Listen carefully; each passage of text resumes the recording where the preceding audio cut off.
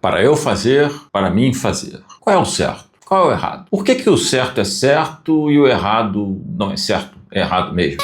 Essa é uma dúvida que me acompanha desde mais tenra idade. Fui trazendo essa dúvida comigo, sempre ouvindo aquelas máximas clássicas. Me não faz, mas eu não entendia por que isso. Até que o dia em que eu resolvi parar, estudar e entender. A questão é bem interessante. Vamos debater isso hoje. Bem-vindo ao canal de Bem com a Língua Portuguesa. Meu nome é Álvaro Paz Leme, eu sou professor de língua portuguesa, sou advogado e nesse espaço eu quero debater com você o seu idioma, as regras, a cultura, as razões por que certas regras são, como é o caso de hoje. Vamos ao debate. Para eu fazer, para mim fazer. Uma dúvida que sempre me perseguiu quando eu era criança, quando eu virei adolescente também e até mesmo quando eu entrei na faculdade. Mas aí um dia eu resolvi.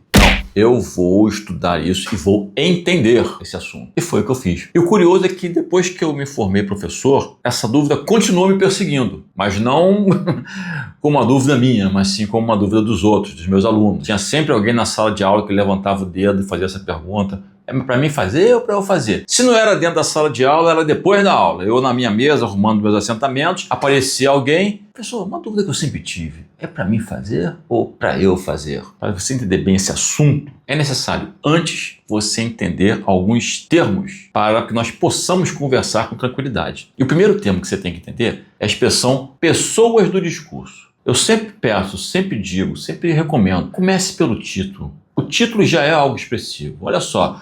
Pessoas do discurso. Você tem um discurso, ou seja, uma conversa, um debate, e tem as pessoas envolvidas nesse discurso. E que pessoas seriam essas? 3 pessoas. A primeira pessoa do discurso é aquela que dá origem ao discurso, origem à conversa. A primeira pessoa do discurso sou eu. Estou aqui conversando com você, inclusive. Mas se essa primeira pessoa do discurso não for um eremita, ela estará conversando com alguma outra pessoa. Então nós temos a primeira pessoa do discurso, que é a pessoa que fala. E nós temos a segunda pessoa do discurso, que é a pessoa com quem se fala. Se 2 pessoas estão conversando, é porque elas estão conversando sobre uma terceira pessoa. A terceira pessoa é a pessoa de quem se fala. Ele pega essa definição, segura, vamos para outra. Cada pessoa do discurso pode exercer uma função sintática diferente. Função sintática, você tem nervoso disso, né? Não tenha. É um assunto muito interessante e muito útil para você entender a sua língua e para você estudar outras. Nós não vamos aprofundar isso, mas eu vou pegar alguns conceitos que serão importantíssimos para nós entendermos esse tema. Os conceitos são conceitos de objeto e de sujeito. Não necessariamente dessa ordem, pode ser sujeito e objeto também. Aliás, eu tenho um vídeo sobre isso aqui. Se você não domina muito bem, eu tenho um vídeo explicando isso e eu acho que vale a pena você passar lá depois e conferir. O link está aqui em cima. Mas voltando. Nós temos a primeira pessoa do discurso, o eu. Esse eu pode exercer a função de sujeito ou de objeto. E aí é que está o ponto que esclarece tudo. Se a primeira pessoa do discurso estiver exercendo a função de sujeito, será eu. Se estiver exercendo a função de objeto, será me ou então mim. Me se for objeto direto, mim se for objeto indireto. Não vou aprofundar nisso. Eu é função de sujeito. Mim é função de objeto indireto. O que é um objeto indireto? É aquele que vem precedido de uma preposição. Nesse nosso caso, preposição para. Então, se você tem a preposição para, você usa um pronome de primeira pessoa, que será o mim. Agora vamos para o exemplo. O que é um sujeito? Muito grosso modo, sujeito realiza ação. E o mim? O mim é objeto. O objeto sofre ação. E aí nós temos um verbo fazer. Para eu fazer, para mim fazer. Se nós temos um verbo, antes do verbo tem que ter o sujeito desse verbo. E aí entra a conceituação que eu dei agora há pouco. Qual dos termos da primeira pessoa exerce a função de sujeito? O eu ou o mim? É o eu. Então, se você tem um verbo no infinitivo, fazer, por exemplo, antes de fazer, você tem para eu fazer. Agora, se eu tiver apenas a preposição, aí você não tem verbo algum. Se não tem verbo algum, não pode haver sujeito. Se não pode haver sujeito, tem apenas objeto. Isto é, para mim. Por isso, a sua tia lá do primário sempre dizia: mim não faz, mim não faz. Minha mãe sempre dizia isso para mim e eu nunca entendia. Hoje eu entendo. Mim não faz porque quem faz é sujeito e não objeto. Mim exerce sempre a função de objeto. Se mim exerce sempre a função de objeto, eu não posso dizer para mim fazer. Aí você pode invocar um macetinho, que eu inclusive falei aqui agora há pouco. Como você pode saber qual usar? Se deve usar eu ou se deve usar mim? Se depois da preposição, isto é, para, espaço, houver um verbo, você usa eu. Se não houver verbo, você usa mim. Fácil, um macete muito útil. O problema do macete é que ele ajuda você a ser desenvolto, a usar corretamente as regras, mas se você tiver que pensar, ele vai trazer problemas. Veja só esse exemplo. Para, vírgula, fazer isso é muito difícil. Qual é o certo? Para mim, fazer isso é muito difícil,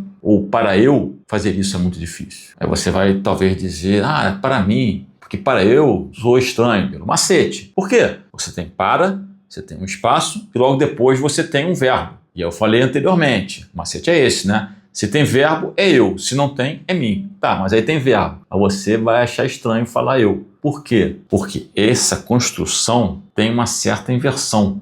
Tirar a ordem correta. Veja só, tem uma vírgula aí. Para, vírgula, fazer isso é muito difícil. A ordem correta é fazer isso é muito difícil para mim. Não tem verbo. Ou seja, está valendo macete sim, mas alguém fez uma pegadinha com você, tirou a parte final e colocou lá no início. E aí você se perdeu. Ia ficar confuso.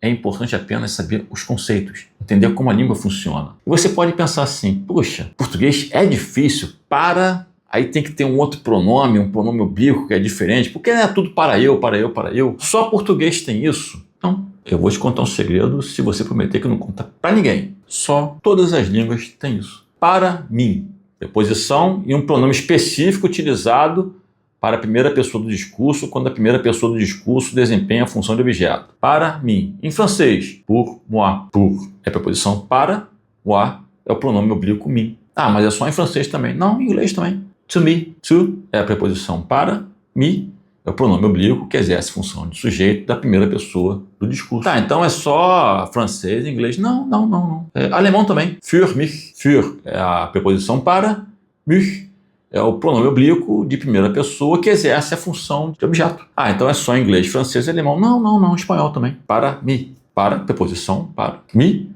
é o pronome oblíquo de primeira pessoa que exerce a função de sujeito. Então é só inglês, francês, espanhol e alemão. Não, italiano também. Per me, preposição para, me é o pronome oblíquo de primeira pessoa que exerce a função de objeto. Agora pense o seguinte, e aí é o ponto que eu acho mais importante. Se você entende esse para mim, para mim fazer, e se você resolve aprender um outro idioma, um idioma estrangeiro, uma segunda língua, quiçá uma terceira, e você vai para esse aprendizado já conhecendo esse conceito, será que o seu aprendizado não seria bem mais facilitado? São os universais linguísticos, itens gramaticais que acontecem em todas as línguas, inclusive na língua portuguesa. Então, se você acolhe o seu idioma, você praticamente abre portas para quase todos os outros. Considere isso. É fundamental conhecer os elementos básicos do seu idioma. É fundamental para equacionar as dúvidas que podem surgir, porque as regras constituem um universo limitado para um universo ilimitado de uso. Você não precisa ser o gênio da garrafa para resolver coisas. Basta entender a mensagem que a garrafa te traz. Até a próxima.